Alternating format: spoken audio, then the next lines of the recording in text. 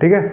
आज हम पॉलिटी कर रहे हैं, शॉर्ट में हम पूरी पॉलिटी का ओवरव्यू ले लेंगे, इंडियन पॉलिटी। ठीक है, पॉलिटिकल साइंस को शॉर्टकट में पॉलिटी बोलते हैं। देखो पॉलिटी कहाँ से स्टार्ट होती है, जहाँ पे हिस्ट्री खत्म होती है। जब अंग्रेज हमें इंडिया को मतलब छोड़ के गए, तब तक सबसे बड़ा लार्जेस्ट जो उन्होंने एक्ट बनाया था वो था government of India act 1935।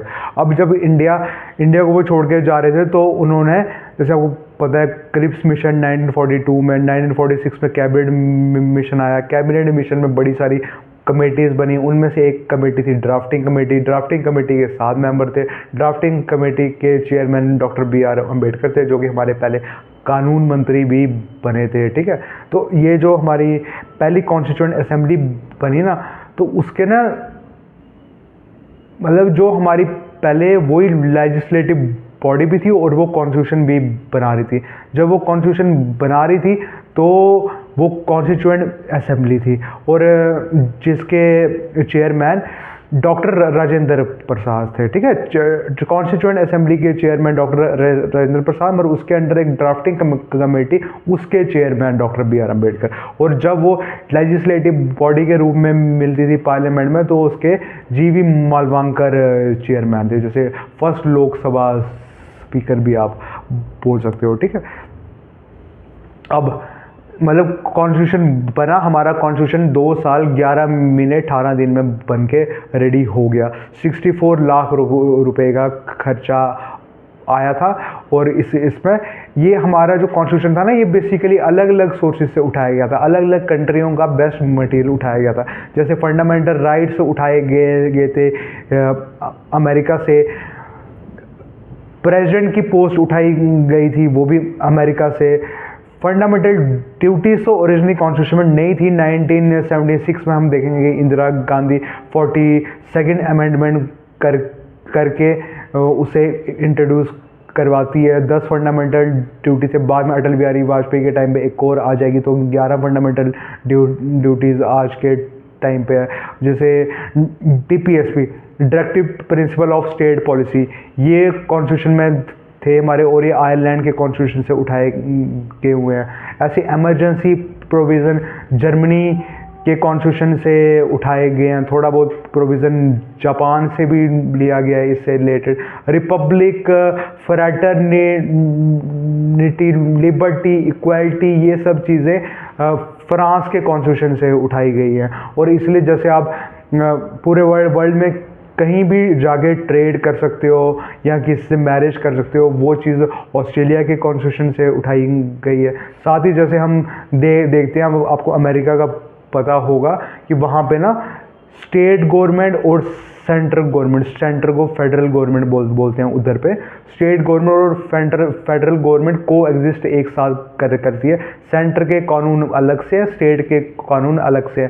Centre के लिए उनका कोर्ट अलग और स्टेट के लिए कोर्ट उनका अलग। मगर इंडिया में ऐसा नहीं है। इंडिया में यूनिफाइड जुडिशरी है, मतलब लो लेवल पे डिस्ट्रिक्ट कोर्ट एडजस्ट मतलब होता है, फिर उससे ऊपर जैसे हाई कोर्ट, फिर सुप्रीम कोर्ट। मतलब अगर आपको केस लेके जाना है तो पहले आपको डिस्ट्रिक्ट कोर्ट से ही स्टार्ट करना पड़ता है, मगर उसमें कुछ कंडीशन है। अगर आपका इतनी लाख रुपए से ऊपर का कोई मतलब कोई मनी से रिलेटेड कोई डिस्प्यूट है, सिविल केस की बात करें, या मर्डर का अगर केस है तो वो हाई कोर्ट में ही जाता है। ऐसे अलग अलग केसेस होते हैं। फिर हाईएस्ट मतलब अथॉरिटी जुडिशरी की वो सुप्रीम कोर्ट ऑफ इंडिया है। सबसे हाई, वैसे सुप्रीम कोर्ट में 34 जजेस होते हैं, मतलब मैक्सिमम इस टाइप पे। 33 हमारे जस्टिस, जिन्हें प्यूनी जजेस बोलते हैं, और एक चीफ जस्टिस ऑफ इंडिया। हमारा जो पहला सुप्रीम कोर्ट के जज थे वो थे HJ कानिया, उनका नाम था। ओरिजिनली हमारे कॉन्स्टिट्यूशन में 8 जजेस सुप्रीम कोर्ट के हो सकते थे। हमारे कॉन्स्टिट्यूशन का सबसे लार्जेस्ट केस जिसको बोलते हैं वो है हमारा केशवनंद भारती केस। केशवनंद भारती केस, अगर आप लक्ष्मीकांत पढ़ोगे तो आदि लक्ष्मीकांत बार बार उसी को याद करती रहती है। तो 24 अप्रैल 1973 में एक केशवनंद भारती वर्सेस केरला स्टेट का मुकदमा चला था, जिसमें 13 जजेस बैठे थे, आज तक का हाईएस्ट है 13 जजेस। उसके बाद गोकलनाथ वर्सेस पंजाब स्टेट है जिसमें 11 जजेस बैठे थे। ठीक है, ये सब है, अभी ज़्यादा डिटेल में नहीं जाएंगे क्योंकि ओवरव्यू वीडियो है। तो इसका ये फैसला हुआ था, मतलब बेसिकली उस टाइप में डिस्प्यूट ये था कि प्रियम्बल जो हमारे कॉन्स्टिट्यूशन का होता है, बेसिकली इंट्रोडक्शन होती है प्रियम्बल, ऑब्जेक्टिव रेजोल्यूशन के रूप में ये एक टाइम पे पास हुआ था 1946 में। जवाहरलाल नेहरू ने इसे पास किया, मतलब था कि हम क्या क्या चीज़ें रखेंगे अपने कॉन्स्टिट्यूशन में, जैसे sovereignty, equality, fraternity, Republic, democracy, ये सब चीज़ें वहाँ पे मेंशन है। आज भी हमने देखा हुआ, we the people of India declare our self to be sovereign, secular, republic, ये सब जो है ये प्रियम्बल है। एंड में डेट भी मेंशन की हुई है 26 नवंबर 1949, जिस दिन हमारा कॉन्स्टिट्यूशन बन के रेडी हो गया था। इसे कॉन्स्टिट्यूशन डे के रूप में सेलिब्रेट करते हैं इंडिया में 26 नवंबर। ठीक है, 26 नवंबर को हमारा कॉन्स्टिट्यूशन बन तो गया था, मगर इम्प्लीमेंट वो 26 जनवरी 1950 को ही हुआ। क्यों? क्योंकि इसका रीज़न था 1929 में जब जवाहरलाल नेहरू कांग्रेस के प्रेसिडेंट हुआ करते थे, तो एक रावी के नदी के किनारे पे लाहौर सेशन कांग्रेस का हुआ था, जिसमें उन्होंने डिक्लेयर कर दिया था कि अगले साल, मतलब 1930 को 26 जनवरी को हम आज़ाद हो जाएंगे। तो वो तो ऐसे अपनी मर्ज़ी से किया था, उस टाइम पे कोई आज़ादी तो मिली नहीं थी। तो इसी कारण जब वो प्राइम मिनिस्टर बन गए, उन्हीं का राज था, उनको रोकने वाला कोई था नहीं, तो उन्होंने अब अपनी मर्जी से 26 जनवरी को रिपब्लिक डे रख दिया। देखो, एक बहुत बड़ा कन्फ्यूज़न है, 90% लोगों को ये क्लियर नहीं होता कि डेमोक्रेसी और रिपब्लिक में क्या अंतर होता है। देखो, डेमोक्रेसी होती है जहाँ पे गवर्नमेंट को हम इलेक्ट करते हैं, ठीक है, वोट करते हैं इलेक्शन में, चाहे एमएलए, चाहे एमपी, चाहे पंचायत, तो वहाँ पे हम इलेक्ट करें तो गवर्नमेंट आ रही है और हमारे लिए काम कर रही है। रिपब्लिक क्या है? रिपब्लिक वो होता है जहाँ पे highest authority of the country, जैसे हमारे इंडिया में प्रेसिडेंट है, ठीक है, राष्ट्रपति, तो वो एक इलेक्टेड पोस्ट है। राष्ट्रपति जो है उन्हें हम नहीं इलेक्ट करते, मगर वो इनडायरेक्टली हम ही इलेक्ट करते हैं, क्योंकि हम एमपी एमएलए को इलेक्ट करते हैं और वो उन्हें वोट करके इलेक्ट करते हैं, ठीक है, एमपी और एमएलए। मगर इंग्लैंड में, आप ब्रिटेन में देखो, इंग्लैंड एक ही बात है, तो मतलब आप उधर देखें तो वहाँ पे सिस्टम ऐसा नहीं है। वहाँ पे ना मोनार्की है। मोनार्की मतलब राजा रानी जो चलते रहेंगे वो ही आएंगे, वो कोई इलेक्टेड नहीं है, खानदानी है। इसलिए अमेरिका, मतलब सॉरी, ब्रिटेन रिपब्लिक नहीं है, इंडिया रिपब्लिक है। ये रिपब्लिक और मतलब डेमोक्रेसी का मेन डिफरेंस है। अब थोड़ा बहुत आर्टिकल की बात करते हैं। जब हमारा कॉन्स्टिट्यूशन बना, ओरिजिनली 395 आर्टिकल थे, 8 शेड्यूल थे, और मैंने बताया कि कोई फंडामेंटल राइट तो 7 थे, फंडामेंटल ड्यूटीज़ कोई नहीं थी, ठीक है। आज एक फंडामेंटल राइट को रिमूव कर दिया हुआ है। वो फंडामेंटल राइट जो रिमूव हुआ वो राइट टू प्रॉपर्टी है, जो आज एग्जिस्ट करता है एज ए लीगल राइट, पर फंडामेंटल राइट नहीं है। वो 30A आर्टिकल में आता है वो, ठीक है। जहाँ तक मेरे को याद है वो शायद पार्ट 12 या 13, पता नहीं, मतलब कुछ ऐसे पार्ट में आता है। टोटल हमारे कॉन्स्टिट्यूशन के 22 पार्ट थे उस टाइम पे, मगर इस टाइम पे अब ऐड हो गए हैं, अब 25 पार्ट एग्जिस्ट करते हैं। वैसे अब आर्टिकल भी 465 से ऊपर है, शायद अब 470 हो गए होंगे, मेरे को याद नहीं, पर ओरिजिनली 395 थे। शेड्यूल पहले 8 थे, अब 4 शेड्यूल ऐड हो गए, अब 12 शेड्यूल हैं हमारे पास। जैसे 7th शेड्यूल एक बड़ा इंपॉर्टेंट शेड्यूल है। 7th शेड्यूल बात करता है डिवीज़न ऑफ पावर की। जैसे आप देखते हो ना, रेलवे जो है ये सेंट्रल गवर्नमेंट के अंडर है, लैंड जो है वो स्टेट गवर्नमेंट के अंडर है, लेबर जो है वो भी स्टेट गवर्नमेंट के अंडर है, इलेक्ट्रिसिटी कॉन्करेंट लिस्ट में, एजुकेशन कॉन्करेंट लिस्ट में। तो ये डिवीज़न ऑफ पावर, मतलब कि इस फील्ड का जो कानून है, जैसे पुलिस, ये स्टेट के अंडर आती है। तो इसका जो इससे रिलेटेड कानून स्टेट बना सकती है। तो जैसे डिफेंस है, एक्सटर्नल अफेयर्स है, तो इसका इससे रिलेटेड कानून सेंट्रल गवर्नमेंट बना सकती है। मगर कुछ ऐसे कानून हैं जो सेंटर भी बना सकती है, स्टेट भी बना सकती है। जैसे एजुकेशन, हमारे एजुकेशन में होता है ना स्टेट बोर्ड, तो वो स्टेट भी बना रही है। सेंटर का बोर्ड जैसे CBSE, वो सेंटर बना रही है। मगर अगर सेंटर ने वो कानून बना दिया तो वो स्टेट के कानून को सरपास कर जाएगा, मतलब सेंटर को ज़्यादा पावरें दी गई हैं। और ये जो है ना कि हमारा पूरी तरह से सेंटर और स्टेट बराबर नहीं है, सेंटर थोड़ा ऊपर है पावर के मामले में। ये चीज़ हमने कनाडा से उठाई गई है, स्ट्रॉन्ग सेंटर जिसे बोलते हैं, ठीक है।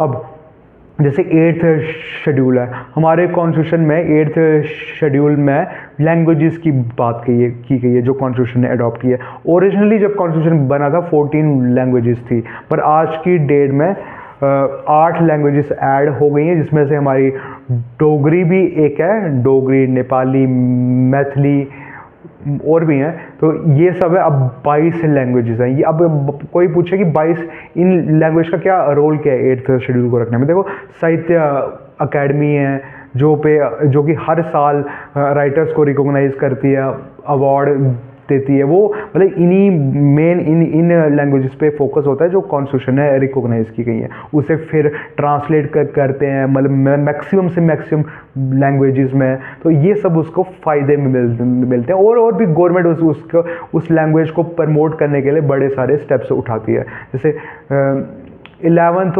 शेड्यूल पंचायती राज की बात करता है, 12th शेड्यूल म्यूनसिपैलिटी की बात करता है। ये PV नरसिम्हा राव जो कि हमारे प्रधानमंत्री थे, जिनको भारत रत्न भी रिसेंटली मिला, ये उनके टाइम पे हुआ था जब मनमोहन सिंह उस टाइम पे फाइनेंस मिनिस्टर हुआ करते थे। उससे पहले वो RBI गवर्नर थे, ठीक है।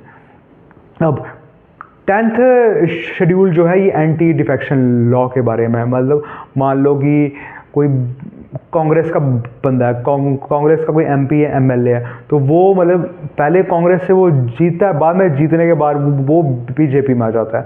तो उसके लिए कंडीशन है कि अगर वो ऐसा करता है तो वहाँ का जो पार्टी अध्यक्ष है वो उसके खिलाफ एंटी डिफेक्शन का बिल, कानून, मतलब उसके खिलाफ एंटी डिफेक्शन लेके आ सकता है पार्लियामेंट में। और ये लोकसभा के स्पीकर के ऊपर है कि वो इसके ऊपर क्या फैसला सुनाता है, ठीक है। इस टाइम पे लोकसभा का स्पीकर ओम बिरला है, ठीक है। और जो राज्यसभा का चेयरमैन है वो हमारा वाइस प्रेसिडेंट होता है, जगदीप धनखड़ उनका नाम है, ठीक है। जो ये हमारा 9th शेड्यूल है ये फर्स्ट अमेंडमेंट एक्ट से आ गया था, जो कि पहला अमेंडमेंट एक्ट। देखो मैं आपको डिटेल में बताता हूँ। देखो, फर्स्ट अमेंडमेंट ये बोलता है 9th शेड्यूल। देखो, गवर्नमेंट एक आर्टिकल 13 है, आर्टिकल 13 बात करता है अगर पार्लियामेंट कोई कानून पास करती है तो जुडिशियल रिव्यू का एक पावर है जुडिशरी के पास, आर्टिकल 13 के अकॉर्डिंग। हालांकि वो अमेरिका जितना स्ट्रांग नहीं है, अमेरिका का जुडिशियल रिव्यू वर्ल्ड का सबसे स्ट्रांगेस्ट है। जुडिशियल रिव्यू होता है अगर जुडिशरी देखेगी ये जो गवर्नमेंट बिल लेके आई है ये कॉन्स्टिट्यूशन के खिलाफ है, मतलब अनकॉन्स्टिट्यूशन है, तो वो उसे हटा सकती है, कैंसिल कर सकती है। तो इंडिया में पहले क्या होता था, जब पार्लियामेंट चाहती थी कि हम वो करें जो जुडिशरी हमें रोक टोक नहीं कर पाए, हम अपनी मर्जी से जो हमारा मन करे बिल लेके आ जाएं। तो इसी का कारण 1952 में फर्स्ट अमेंडमेंट एक्ट से ये उन्होंने 9th शेड्यूल लेके आए। मगर बाद में ओवर द टाइम ऐसा लगने लगा ये तो पार्लियामेंट अपनी मिसयूज़ कर रही है पावर का, ऑटोक्रेसी की तरफ ये लीड करते जा रहे हैं। तो एक बाद में हम देखेंगे केशवनंद भारती वर्सेस केरला स्टेट, जो कि 24 अप्रैल 1973 में केस हुआ था। वहाँ पे ये जजमेंट दी सुप्रीम कोर्ट ने कि हम अमेंडमेंट तो कॉन्स्टिट्यूशन को कर सकते हैं मगर उसका बेसिक स्ट्रक्चर चेंज नहीं होना चाहिए। मतलब बेसिक स्ट्रक्चर में क्या आ जाता है ये पूरी तरह से डिफाइन नहीं किया गया है। जैसे जैसे कॉन्स्टिट्यूशन के केस आते रहते हैं, सुप्रीम कोर्ट जजमेंट देता रहता है, वैसे वैसे क्लैरिटी मिलती रहती है। जैसे अब हम ये बोल सकते हैं कि फंडामेंटल राइट्स जो है वो एक बेसिक मतलब बेसिक का पार्ट है, बेसिक राइट जिसे बोलते हैं मतलब। तो वैसे ही डीपीएसपी भी है, basic structure of the constitution में है। मतलब आपको समझ आ गया, जो मतलब एक बेसिक स्ट्रक्चर है, जैसे कोई किसी की इक्वालिटी, कोई किसी की राइट टू लाइफ, ये सब थ्रेटन नहीं हो पाए, ये सब बेसिक है। वैसे अगर इंडिया को कोई बोले कि आज के बाद इंडिया में कोई इलेक्शन नहीं, ये फलाना बंदा आज से यही राजा है, तो वो नहीं हो सकता। वो जुडिशियल रिव्यू में उस पर सुप्रीम कोर्ट रोक लगा देगा, क्योंकि वो बेसिक स्ट्रक्चर कॉन्स्टिट्यूशन के अगेंस्ट है।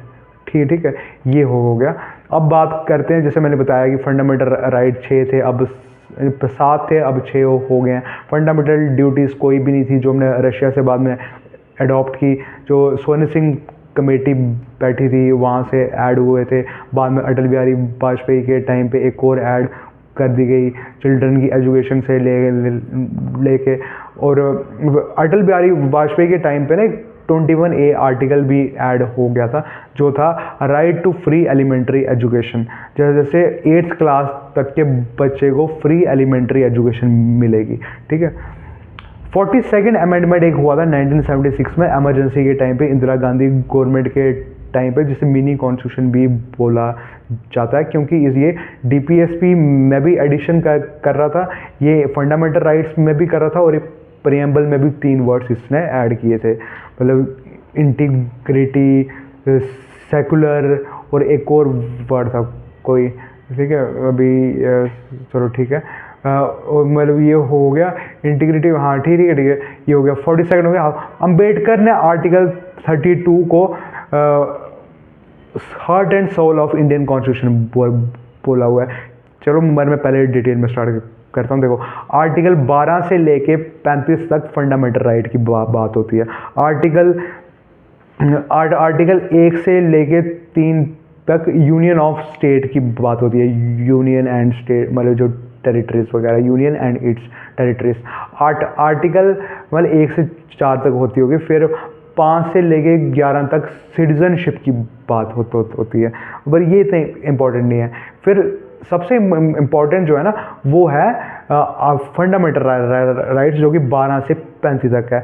12 में तो यही बात होती है कि स्टेट किसे बोलते हैं, कोई भी बॉडी है जो सेमी गवर्नमेंट है, स्टेट गवर्नमेंट है, यूनियन गवर्नमेंट है, वो सब इसमें आती है स्टेट की डेफिनेशन पे। फिर 13 आर्टिकल मैंने को बता दिया, जुडिशियल रिव्यू है।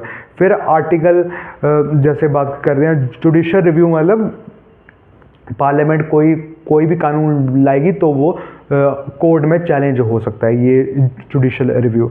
उसके बाद आर्टिकल 14 की बात करते हैं। आर्टिकल 14 है equality before law and equal protection of loss. देखो, इक्वलिटी बिफोर लॉ जैसे आप जानते हो, कानून के आगे सब बराबर है, ये चीज़ हमने ब्रिटेन के कॉन्स्टिट्यूशन से ली गई है। But equality before law and equal protection of law जो है, ये अमेरिका के कॉन्स्टिट्यूशन से ली गई है, कि कानून भी हमारी रक्षा करता है। ठीक है, और ये हो गया। अब आया आर्टिकल 15। आर्टिकल 15 आयुष्मान खुराना की मूवी थी, जैसे उससे आपको आइडिया लग सकता है। वो था no discrimination on the basis of caste, colour, sex, place of birth, religion, ये सब आर्टिकल 15 की बात करता है। अब आर्टिकल 16 की बात करता है।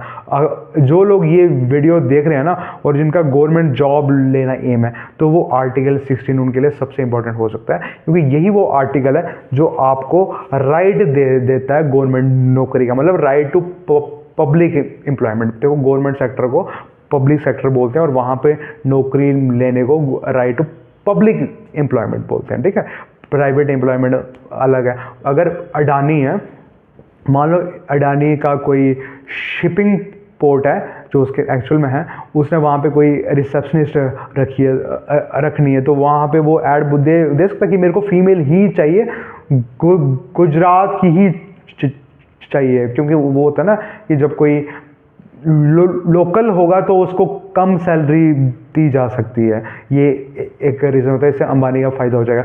ये चीज़ स्टेट में, मतलब ये चीज़ अंबानी कर सकता है, क्योंकि वो प्राइवेट एम्प्लॉयर है, मगर ये चीज़ गवर्नमेंट नहीं कर सकती है कि मतलब मेरे को खाली फीमेल चाहिए या मेरे को खाली यही बंदा चाहिए इस एरिया का रहने वाला होना चाहिए। हालांकि कुछ एक्सेप्शन हैं, जैसे कुछ होता है ना, जैसे शेड्यूल्ड ट्राइब्स की जॉब है उनके लिए रिजर्व रखना है, जैसे कि कोई बंदा मेडिकल ऑफिसर की पोस्ट आई है, तो अब उसके लिए तो बंदा डॉक्टर ही चाहिए ना। अब कुलचे वाला भी बोलेगा कि मेरे को बराबरी है, मेरे को नौकरी दे दो, ऐसा नहीं हो सकता ना। तो वहाँ पे जो उसकी एलिजिबिलिटी होगी, नेसेसरी क्वालिफिकेशन टेक्निकल क्वालिफिकेशन हो सकती है, ठीक है। अब जैसे आर्टिकल 16 मैंने बताया, देखो 14 equality before law, equal protection of laws. Article 15 हो गया नो डिस्क्रिमिनेशन। आर्टिकल 16 हुआ right to public employment. Article 17 हुआ अनटचेबिलिटी, ठीक है। अनटचेबिलिटी को कॉन्स्टिट्यूशन में एज इट इज डिफाइन नहीं करा हुआ है, बस अनटचेबिलिटी बता दिया हुआ है, ठीक है। अब आर्टिकल 18 है एबॉलिशन ऑफ टाइटल्स, ठीक है। एबॉलिशन ऑफ टाइटल मतलब जैसे आप देखते हो पुराने लोगों अंग्रेजों के टाइम पे जो अंग्रेजों के खास लोग होते थे ना, उनको टाइटल देते थे राय बहादुर, मतलब कुछ ऐसे टाइटल होते हैं, जैसे सर सैयद अहमद खान। तो मतलब ये आज़ादी के बाद लिया गया ऐसा स्टेप कि किसी भी बंदे के नाम के आगे ये सर, राय बहादुर वगैरह कोई भी टाइटल नहीं दिया जाएगा, ताकि कहने का मतलब था कि सब बराबर है, कोई किसी से ऊपर नहीं है। मगर कुछ एक्सेप्शन है, मिलिट्री टाइटल अलाउड है, एकेडमिक टाइटल अलाउड है। मिलिट्री टाइटल मतलब कोई मेजर जनरल, कोई लेफ्टिनेंट, तो उनके आगे अलाउड है। क्योंकि अब किसी ने पीएचडी की है बड़ी मुश्किल से, तो उसके नाम के आगे डॉक्टर आ सकता है, वो अलाउड है। फिर 19 से जैसे आर्टिकल 14 से आर्टिकल 18 इक्वलिटी की बात करता है। आर्टिकल 19 से आर्टिकल 22 तक फ्रीडम की बात करता है, ठीक है। आर्टिकल 19 जो है वो फ्रीडम ऑफ एक्सप्रेशन है, स्पीच एंड एक्सप्रेशन, इसमें अलग अलग चीज़ें आ जाती हैं। तो ये हो गया। आर्टिकल 20 जो है ये आर्टिकल 20 जो है ये प्रिवेंटिव डिटेंशन वगैरह की बात शायद करता है, हाँ, पुनिटिव डिटेंशन, प्रिवेंटिव डिटेंशन। आर्टिकल 21 जो है वो सबसे इम्पोर्टेंट आर्टिकल है मेरे हिसाब से, क्योंकि वो राइट टू लाइफ आपको दे रहा है, ठीक है। राइट टू लाइफ आपको दे रहा है। मैं आपको मेन में बताता हूँ, जैसे आर्टिकल 23, 24 जो है ये राइट अगेंस्ट एक्सप्लॉयटेशन है। जैसे 23 में 23 जो है वो एक्सप्लॉयटेशन चिल्ड्रन की बात करना, मतलब ट्रैफिकिंग, चाइल्ड ट्रैफिकिंग वगैरह की बात करता है। तो 24 जो है तो वो मतलब जैसे चिल्ड्रन कहीं पे, मतलब 23 ह्यूमन ट्रैफिकिंग की बात करता है। आर्टिकल 24 जो है ये बात करता है जैसे चिल्ड्रन को हम कहीं पे फैक्ट्रीज में एम्प्लॉय नहीं कर सकते 14 साल से नीचे वाले को, मगर 14 से 18 वाला जो है वो काम कर सकता है, मगर नॉन हजार्डस मतलब वर्क प्लेस में काम कर सकता है। फैक्ट्री जहाँ पे जान का रिस्क है वहाँ पे नहीं कर सकता। हालांकि अगर उसकी कोई अपना काम है, पापा का उसका काम है, वो कर सकता है वो। ऐसी 25 से 28 तक वो है, वो रिलीजन की प्रोटेक्शन की बात होती है, ठीक है, रिलीजियस फ्रीडम की बात होती है। 29 और 30 जो है ये कल्चरल और एजुकेशन राइट ऑफ माइनॉरिटीज़ की बात होती है। आर्टिकल 30 A, B, C ये रिपील हो चुके हैं, और इसी में हमारी वो भी आती थी जिसे राइट टू प्रॉपर्टी बोलते हैं। आर्टिकल 32 जैसे मैंने बता दिया सबसे इंपॉर्टेंट आर्टिकल, अंबेडकर के according heart and soul of Indian constitution. जैसे मैंने को ये इतने आर्टिकल बताए, ये आर्टिकल तो ठीक है, पर अगर कोई आपके ये आर्टिकल वायलेट हो रहे हैं तो आप कहाँ जाओगे? ये तो आर्टिकल 32 ही है जो आपको राइट दे देता है।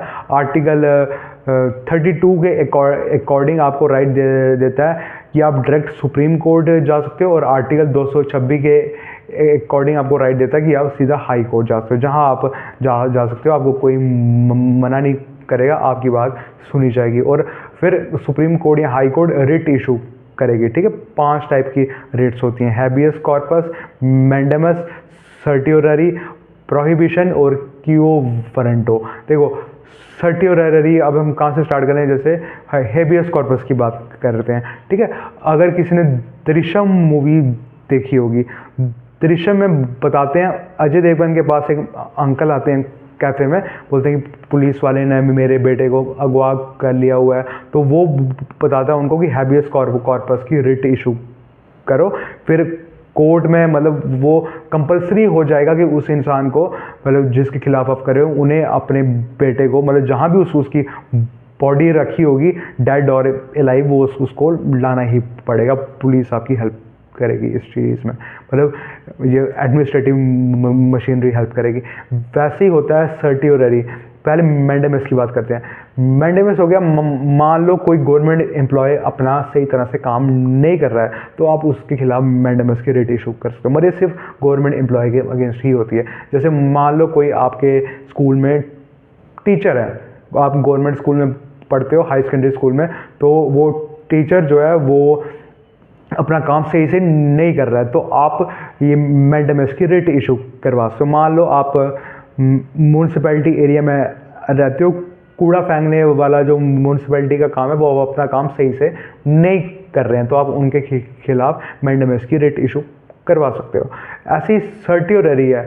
सर्टियोररी और प्रोहिबिशन मिलता जुलता ही है। ये एक कॉजी जुडिशियल सिस्टम से रिलेटेड है। जुडिशियल मतलब आप समझते हो, जुडिशरी से रिलेटेड। देखो प्रोहिबिशन होता है, मान लो प्रोहिबिशन होता है, मान लो कि आपके साथ किसी का केस चल रहा है, मतलब कोई भी कोर्ट में केस चल रहा है, तो आपको पता चल गया जो जज है वो इसका कोई खास बंदा है, तो आप प्रोहिबिशन की रिट इशू करा सकते हो। हाई कोर्ट जो भी होगा उस डिस्ट्रिक्ट कोर्ट से वो वाला मतलब स्टॉप कर देगा कि इस केस की सुनवाई इस डिस्ट्रिक्ट कोर्ट में नहीं हो सकती, ठीक है। अब सर्टियोररी ये है, वो केस को स्टॉप तो करेगा, अपने पास से ट्रांसफ़र कर लेगा, मतलब उस डिस्ट्रिक्ट कोर्ट का केस हाई कोर्ट अपने पास ट्रांसफ़र कर लेगा। और हैबियस कॉर्पस तो सबसे फेमस रिट है। हैबियस कॉर्पस का मतलब होता है ऑन हुज अथॉरिटी, या देसी भाषा में बोला जाए तू है कौन बे, ये है हैबियस कॉर्पस, ठीक है। लैटिन वर्ड से ड्राइव हुआ, मतलब अगर मान लो हमारा मतलब मोदी जी इलेक्शन जीत जाएं और राहुल गांधी अपने बदमाश लेके आ जाए, जैसे एनिमल मूवी में आपने देखा है, और मतलब वो वाली बंदूक लेके आ जाए और प्राइम मिनिस्टर की कुर्सी में बैठ जाए कि भाई कभी कभी तो लगता है अपनी भगवान है ना, मगर ऐसा नहीं हो सकता क्योंकि हैबियस कॉर्पस की रिट कोई भी इशू कर सकता है। कोई भी, आपको लगेगा ये गलत हो रहा है, कोई मतलब किसी पॉलिटिकल ऑफिस में कोई दूसरा बंदा बैठ जाएगा ना, मतलब अनकॉन्स्टिट्यूशनल बदमाशी से, तो उसके खिलाफ हैबियस कॉर्पस की रिट इशू हो सकती है। अब हम डायरेक्टिव प्रिंसिपल की बात करते हैं। पहले एक और आर्टिकल जैसे बता दूं, 33 आर्टिकल है। मान लो आप में से कोई जेकेपी कांस्टेबल बन जाए, जेकेपी एसआई बन जाए, एसएससी जीडी का एग्ज़ाम क्वालिफाई कर ले, या आर्मी का एग्ज़ाम क्वालिफाई कर ले, या एनडीए सीडीएस वगैरह कोई भी कर ले, तो उसके बड़े सारे फंडामेंटल राइट ख़त्म हो जाते हैं। और पार्लियामेंट के पास ये अथॉरिटी है कि वो उसके कोई भी उसके फंडामेंटल राइट को ख़त्म किया जा सकता है। ये आर्टिकल 33 में बोला हुआ है। इसमें आईबी भी, इंटेलिजेंस ब्यूरो भी आती है, रॉ भी आती है, और भी मतलब सीक्रेट एजेंसीज ऐसे आती हैं, जैसे एसपीजी, स्पेशल प्रोटेक्शन ग्रुप, जो प्राइम मिनिस्टर के इर्द गिर्द नहीं आप देखते कोट पैंट पहन के काला चश्मा लगा के लोग खड़े होते हैं, वो एसपीजी होता है, ठीक है। तो ये है। अब मान लो जैसे मैं हूँ सोल्जर, मेरी नौकरी लगी है इंडिया पाकिस्तान की बॉर्डर पे, ठीक है। वहाँ पे मेरे ऑफिसर ने मेरे को कमांड दी कि आप इधर गोली चलाओ, पर मैं बोलूँगा नहीं, मेरे को right of freedom of expression है। मैं पहले इनको भाषण दूंगा कि ये गलत बात है, क्या रखा है इसमें, लड़ाई में आओ मिल बांट के, मतलब होता ना कि मिलेंगे दो ये यार रेड ब्राइड के संग, पता नहीं कुछ ऐड आती थी शराब की, तो वो है कि मतलब कि मैं भाषण दूंगा, इनको समझाऊंगा हम सब एक हैं, तो वो नहीं हो सकता ना, ऐसे इंडिया का सिस्टम फेल कर जाएगा, इसलिए ऐसा राइट नहीं है। अब जैसे आप देखते हो ऑटो वाले स्ट्राइक करते हैं, इवन की बाकी जो सिविलियन नौकरियां, टीचर्स की भी एसोसिएशन होती है, ट्रेडर्स की एसोसिएशन होती है, पर कभी सुना आपने पुलिस और आर्मी की एसोसिएशन होती है? ये अलाउड नहीं है, ये अलाउड नहीं है उनको। अगर वो ही स्ट्राइक करने बैठ जाएं तो फिर रोकेगा कौन? मतलब एडमिनिस्ट्रेशन मशीनरी कोलैप्स कर जाएगी। ये आर्टिकल 33 है। अब आर्टिकल 35 फिर अब बात करते हैं, पहले आर्टिकल 35 से लेके आर्टिकल 51 तक ये डीपीएसपी की बात होती है, directive principle of state policy, ठीक है। डीपीएसपी है क्या? जैसे आपके फंडामेंटल राइट वायलेट हो जाए तो आप सीधा सुप्रीम कोर्ट या हाई कोर्ट में जा सकते हो, चैलेंज कर सकते हो। Supreme court is the guardian of fundamental right, मगर डीपीएसपी की ऐसी कोई प्रोटेक्शन नहीं है। डीपीएसपी जो है ये एक वेलफेयर स्टेट को इस्टेब्लिश करते हैं। ये हमने आयरलैंड के कॉन्स्टिट्यूशन से उठाए हुए हैं।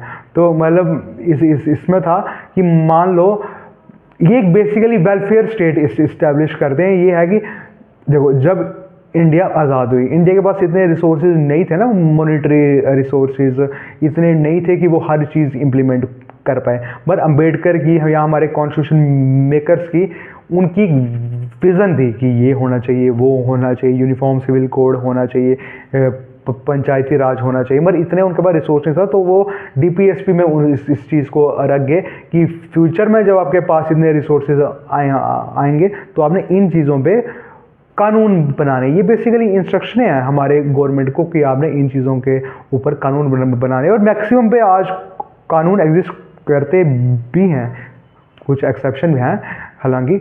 जैसे कि मैं बताता हूँ आपको, आर्टिकल 39 में बात होती है मतलब equal wages for female and male. Article 42 में बात होती है मैटरनिटी लीव की। आर्टिकल 40 जो है ये हमारा पंचायती राज की बात करता है। वैसे मैं बता दूं कि 1969 में पहला पंचायत सिस्टम स्टार्ट हुआ था राजस्थान में, नागौर डिस्ट्रिक्ट में 2 अक्टूबर को स्टार्ट किया गया था। ये JNK मैं तो 1989 में आया होगा पहली बार इम्प्लीमेंट करते करते, और 1-2 साल लग गए थे इसको, सरकारी काम था।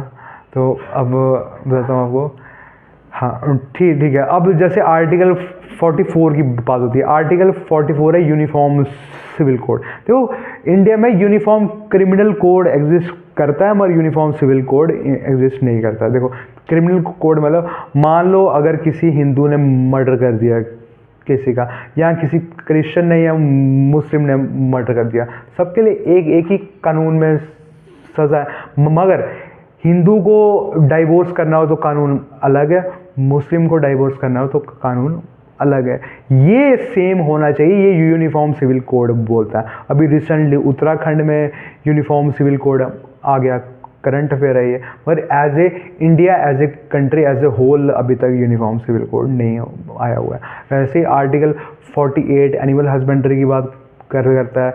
49 जो है वो हिस्टोरिक मॉन्यूमेंट्स वगैरह की बात करता है, इनको प्रिजर्व करके रखना है। जैसे आप देखते हो ना, कहीं पे आप जाते हो, कहीं रेड फोर्ट या किसी खंडर वगैरह मतलब किले में जाते हो, तो वहाँ लोगों ने बड़ी प्यार से अपना नाम लिखा होता है, फलाना लव्स फलानी, या बोल सकते हैं एक्स लव्स वाई, या बांदर लव्स बांदरी। तो वो जो है ये मतलब अलाउड नहीं है। ये एक्चुअल में है कि अब तो इसके खिलाफ कानून एग्जिस्ट कर रहा है कि जो भी पब्लिक हेरिटेज को, नेशनल हेरिटेज को डैमेज करेगा वो इलीगल है। ठीक है। अब आर्टिकल 50 जो है वो है सेपरेशन ऑफ जुडिशरी, लेजिस्लेटिव और एग्जीक्यूटिव। ठीक है, मतलब जैसे एग्जीक्यूटिव हो गया, जैसे हमारे मोदी जी हैं, जैसे प्रेसिडेंट है या IAS ऑफिसर है, या इवन कि आप जब गवर्नमेंट नौकरी में आओगे तो आप जो हो वो एग्जीक्यूटिव का पार्ट हो। जुडिशरी है, जैसे मान लो ये सुप्रीम कोर्ट, हाई कोर्ट, जजेस जो भी हैं ये जुडिशरी है, जिसका काम है फैसले सुनाना, जजमेंट देना। और लेजिस्लेटिव है, जो कानून बनाते हैं पार्लियामेंट और स्टेट असेंबलियों में। तो पार्लियामेंट में जो कानून बनाते हैं एमएलए एमपी, ये लेजिस्लेटिव लोग हैं। मतलब ये आर्टिकल 50 बोलता है कि तीनों अलग अलग इंसान होना चाहिए, वरना जो बंदा खुद कानून बनाएगा, खुद उसको जजमेंट देगा, हाँ ये बिल्कुल फर्स्ट क्लास है, इसमें तो कोई गलती नहीं है, मैं तो देवता इंसान हूँ, तो मतलब ये ऐसी जजमेंट देगा, खुद ही एग्जीक्यूट करेगा, तो वो एक क्या बोलते हैं उसको, वो एक थोड़ी डिक्टेटरशिप टाइप आ जाएगी। अगर तीनों अलग अलग होंगे तो क्रॉस चेक्स एंड बैलेंस बना रहेगा। अब आर्टिकल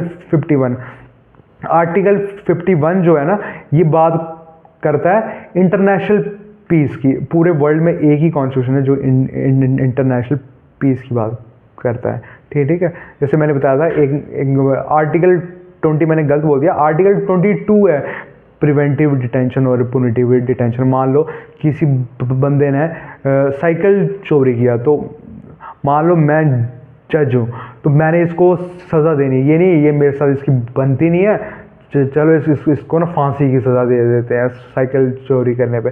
ऐसा नहीं हो सकता। कानून में जो उसके लिए सज़ा है वही होगी। ये हो गया पुनिटिव डिटेंशन, मतलब क्राइम करने के बाद। और इसमें एक और चीज़ है, प्रिवेंटिव डिटेंशन है। प्रिवेंटिव डिटेंशन है, अभी बंदे ने कोई काम नहीं किया हुआ है, कोई गलत काम नहीं किया, कोई क्राइम नहीं किया, मगर मैं शक के आधार पे इसे कर सकता हूँ अरेस्ट, कि इसने मतलब मेरे को डाउट है कि ये कुछ गलत करेगा। मगर बड़ी सारी पॉलिटिकल पार्टी इसका मिसयूज़ भी करती है, और ये बोल सकते हैं कि ये ब्लैक मार्क है हमारे डेमोक्रेसी में। ये अम्बेडकर से गलती हो गई है, और इसका क्रिटिसिज्म भी होता है क्योंकि पूरे वर्ल्ड की एक ही डेमोक्रेटिक कंट्री है जिसमें प्रिवेंटिव डिटेंशन को मेंशन करके रखा हुआ है। इसमें एक और चीज़ आती है कि मतलब जैसे मान लो डबल जियो पार्टी, जैसे डबल जियो पार्टी होता है। जैसे मान लो मैंने किसी का मर्डर किया, मैं 10 साल जेल काट के आया, बाद में मैंने देखा यार वो तो बंदा बाज़ार में आराम से घूम रहा है, सब्जी खरीद रहा है, भिंडी टमाटर खरीद रहा है, तो मैं उसको शरेआम जज के सामने मार दूंगा। जज मेरे को कोई सज़ा नहीं दे सकता, क्योंकि मैं तो उस क्राइम की जजमेंट, मैं उस क्राइम की सज़ा पहले ही काट के आया हूँ। कानून में एक क्राइम की सज़ा एक ही बार है, बार बार नहीं है। ठीक है, ये हो गया। अब जैसे मैं बताता हूँ आर्टिकल हमारे फंडामेंटल राइट है, ये पार्ट 3 ऑफ द कॉन्स्टिट्यूशन में, जो DPSSP है वो पार्ट 4 ऑफ द कॉन्स्टिट्यूशन में। तो इतना ही रखते हैं, ये मेन शायद इतना ही है। ठीक है।